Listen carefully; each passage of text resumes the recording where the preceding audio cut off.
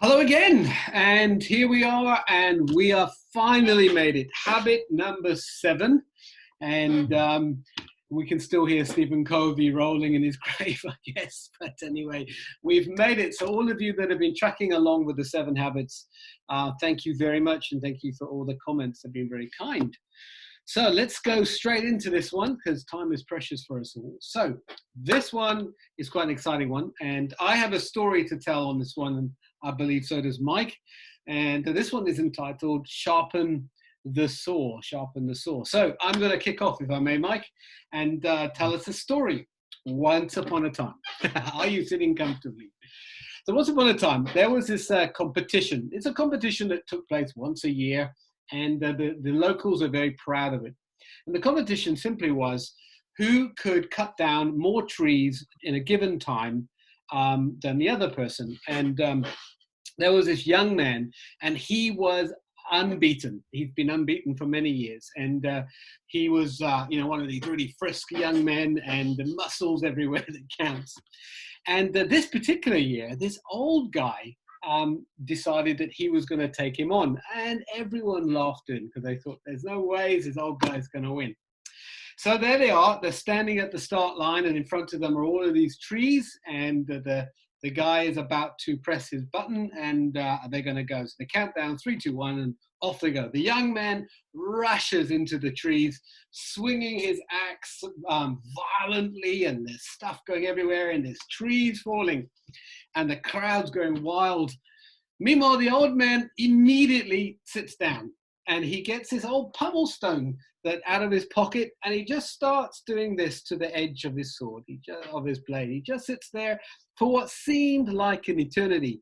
While he's doing, with every stroke that he is doing his blade, more trees are falling down, and we're all thinking, it's impossible, this guy's never going to catch up. Eventually, the old man struggles to his feet, wanders up to the first tree, and with one precise hit, the whole tree falls down. And he slowly starts working through the trees, and more trees start falling down, and then he'd stop, and he'd sit down, and he'd start doing his sword again. But slowly, tree by tree, he starts catching up on the young person until right to the very end, he overtakes the young guy and gets to the finish line. The young guy screams in, upset, and that he's been defeated by an old man, sweating, tired. The old man looks just like the time when he started. And the moral of the story is that he who sharpens the saw always wins. How's that for a story? Very good, Davey. Michael. I still don't believe with one hit he gets the tree over, but but we get the story. Yeah. No, it's great. I think of all Covey's 7 habits, this is the one that's probably, where you look at it and you go, oh, I know that. It's sort of like the Durr one, and yet it's the one that we possibly ignore so quickly and easily. So here's the deal, I suppose. We're actually doing some cards at the moment on resilience, and it's a product that we're going to be releasing. But one of our categories in resilience is pretty much this one. We've just called it the word spark. But you can go to the greatest universities, learn the greatest insights on resilience, do some really fantastic stuff. But if you're not sleeping well at night, if you're not looking after your body, it doesn't matter what else you do. Your resilience is going to be sort of at a low level because you're not sharpening the saw. Mm. And it just gets us back to 101 of simple, wholehearted, good living. I love what Marianne Williamson says, and she's quite tough. She says you can't trash a body and expect to have health. So true. Yeah. It's like, doesn't matter how much positive affirmations you do, what you claim, if you're trashing your body, it's going to have an impact. Yeah. It's the old story of the person who runs out of fuel because he was too busy to put fuel in. And I think it ties in with so many of the habits that we've discussed. One of them, remember we talked about the quadrants, what's important and not urgent. Yes. Yeah. It's like our bodies are like any mechanical device. You can thrash it for a long time before it's going to complain, but eventually it's going to complain and stop working. And then the cost of repairing that thing is huge, detrimental, and sometimes irreversible. Yeah.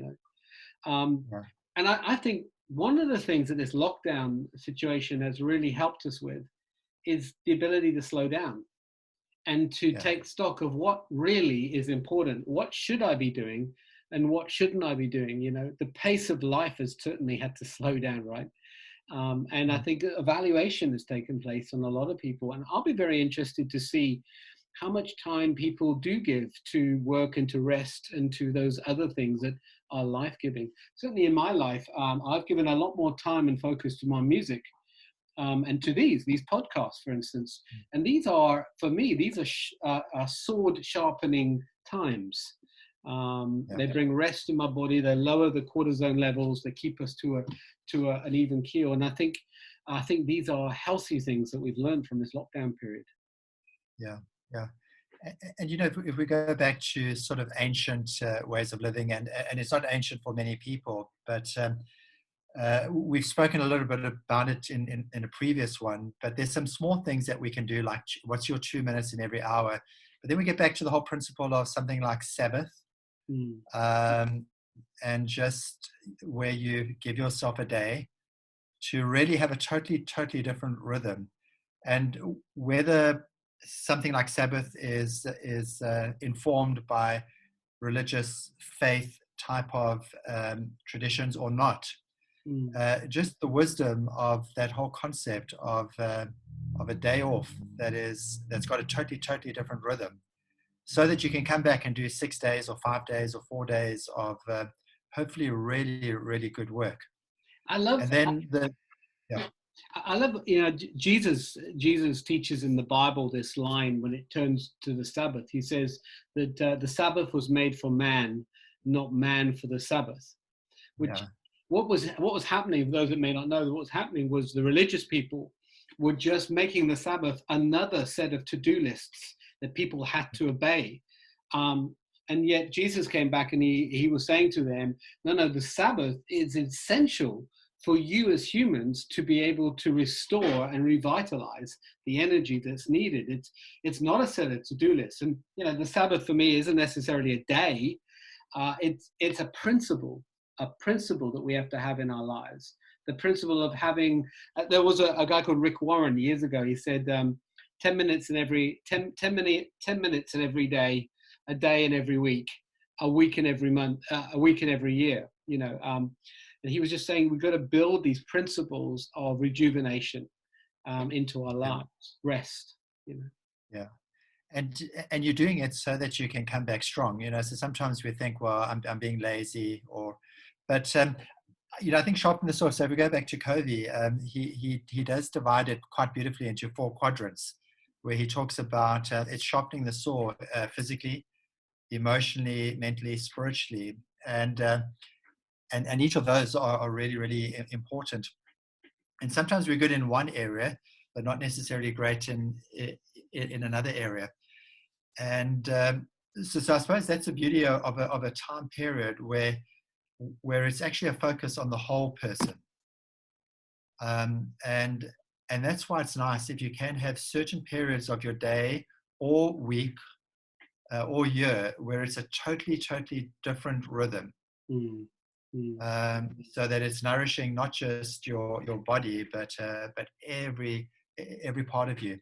But we do it so that we can so that we can return and do great work.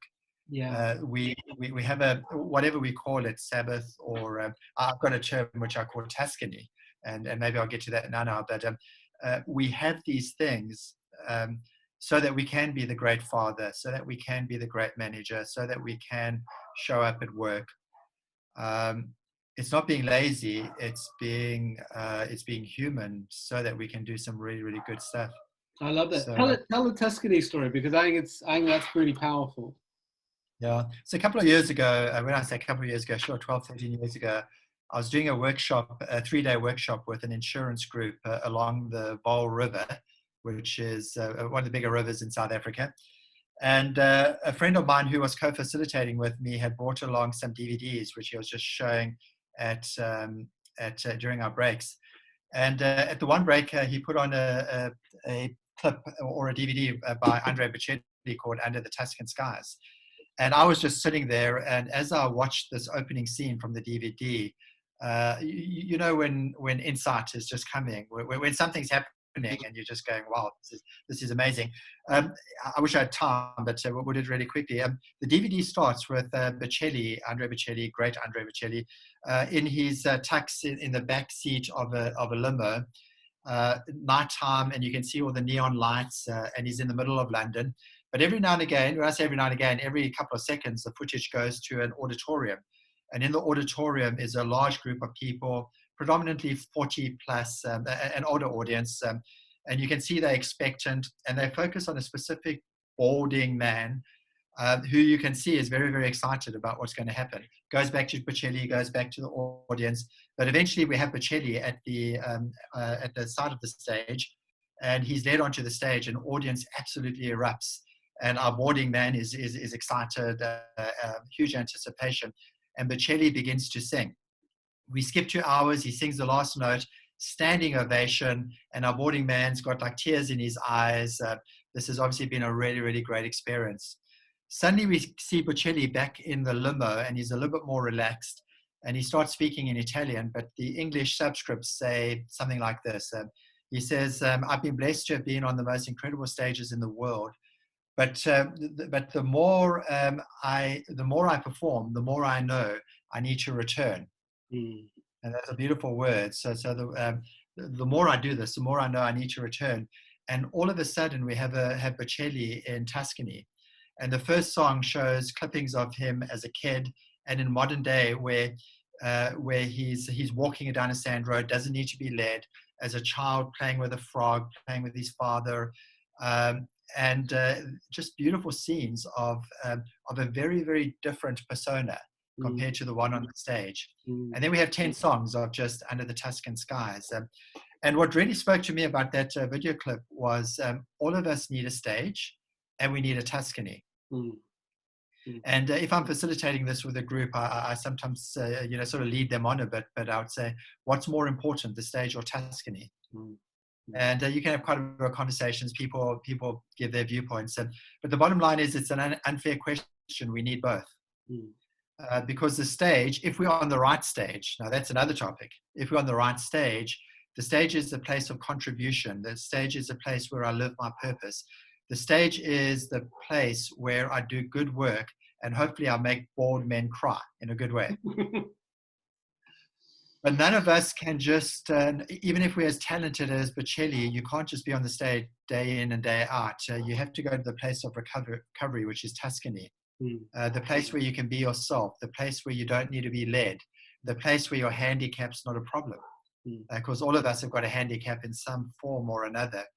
The place where we can just be us, so that we can go back to the stage. Yeah. You know, I love what you're saying. The more I do this, the more I need to do that. The more I need on the stage, the more I need my rest. You know, and I think it is exponential. The more we output, the more we need to input. I mean, it's not rocket science. You know, and I think, but it is about being intentional. I think when we talk about sharpening the saw, we're talking about intentionality. You know, Covey talks about putting the big rocks in first, and then putting the little rocks in. You remember him doing that analogy once. You know, he said, "How do I fit all this in?" Well, you put the big rocks in first, and the big rocks, we don't necessarily go and say the big rocks are rest, the big rocks are holiday, but actually they are. You know, as we come out of lockdown, as we are around the world, people are thinking now about their calendars. And I guess the temptation will be to cram these last 3 months of non-productivity into the last 6 months of the year. And I guess the lesson that we need to hear is, if you're going to do that, then you need to increase the amount of rest you do. Intentionally, you know what I really like about the Bocelli sort of thing is, if you want to do world-class work, introduce rest into what you do. If Mm. you're happy to do mediocre work, yeah, then by all means, just keep going. Yeah.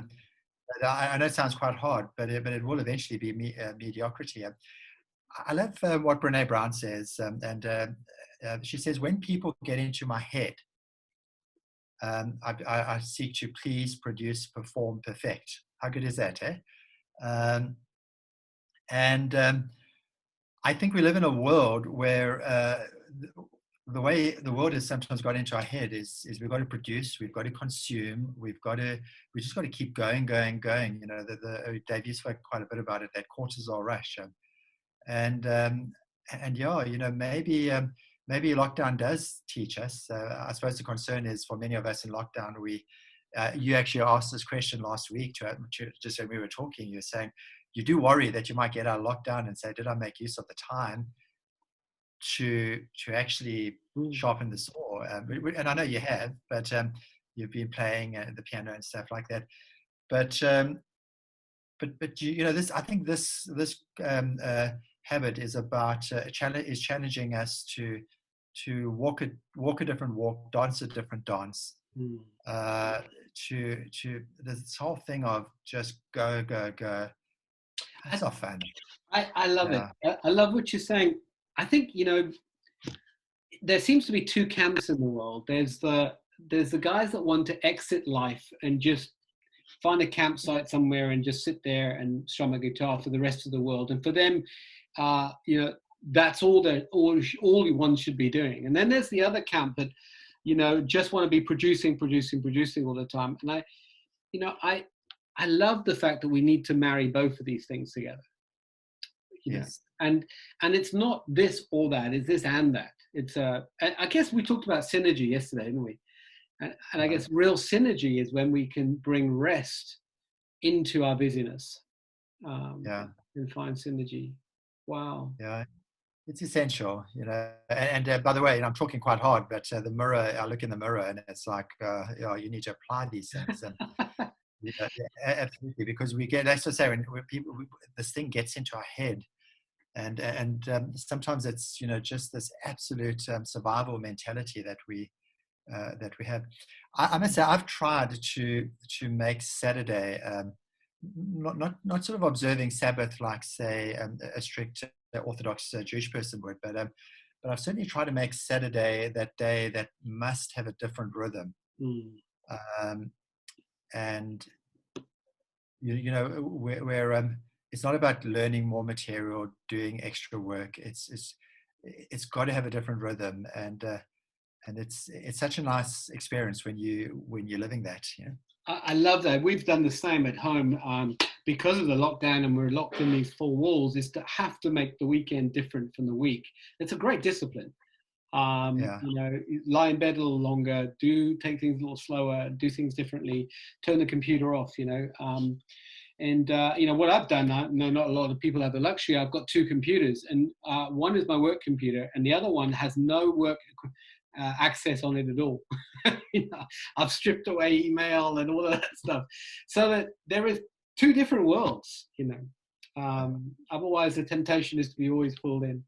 This has been a fantastic chat, and I think it's been a great series. And I think maybe to wrap it up, Mike, tomorrow let's do a podcast where we take all seven and we kind of do a final overview and wrap it up. How's that sound to you? Great, yeah, good, lovely. That's good. Well, until tomorrow then, my friend, all the best.